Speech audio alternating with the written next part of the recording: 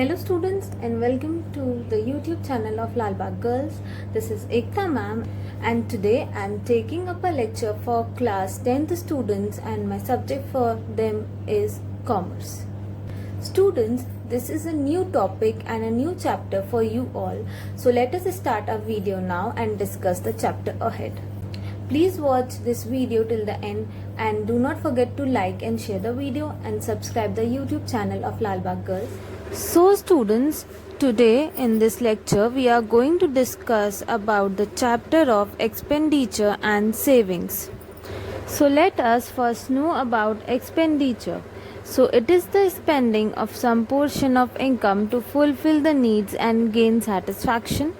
There are various kinds of expenditure. The first one is the individual expenditure, which means the one person is spending his income to satisfy his personal needs like food, clothing, luxury goods, policies, etc.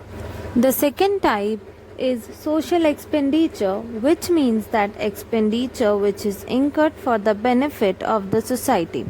For example, taxes, donations, etc. In this there are also two types.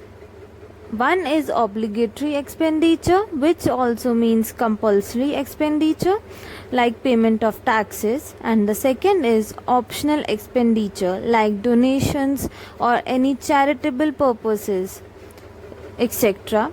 Now let us also look at the principle of expenditure, which are: the first one, to know our requirements first; the second one, information about the quality and the quantity of the goods to be known properly; and the third one, purchasing the right thing at the right time. All these 3 points are the principles of expenditure. Moving forward, let us also discuss about savings now. So students, savings is that part of the consumer's income which is set aside for future use. Now let us discuss about the word hoardings, which is in your chapter. So student, hoarding is setting aside a portion of income in an unproductive manner. For example, if a person has rupees 2 lakh and then he keeps the money in an iron safe rather than investing it in different ways, then his money is providing no gains to the owner or to him. This is known as hoarding. In this way, it is unproductive to its own person. Okay, let us look towards the importance of savings now from an individual's point of view.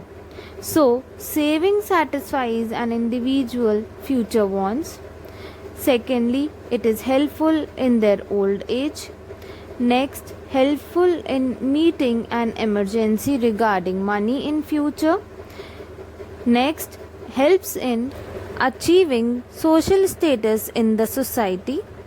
And the last one, it helps in stopping wastage of money and many more. Now, let us know about the importance of savings from the point of view of the nation. The first one, savings helps to raise the capital formation in the economy. Second, it raises the standard of people in the society. Third, it provides new employment opportunities and many more. After the importance, let us also consider the disadvantages of savings also. So, to an individual, for saving more, an individual has to postpone his or her demand for the future. The first one in this is the person may not understand savings in a positive way. Too much of savings can exploit a person. Now, from the viewpoint of the society, more and more savings leads to the rise of class conflicts in the economy. Savings helps in formation of capital, which is helpful in production. Now, if more and more goods are produced, then there are more chances of overproduction and wastage in the economy. That was all that is to be discussed in this video today. I hope you did find it helpful. Thank you very much for watching the video.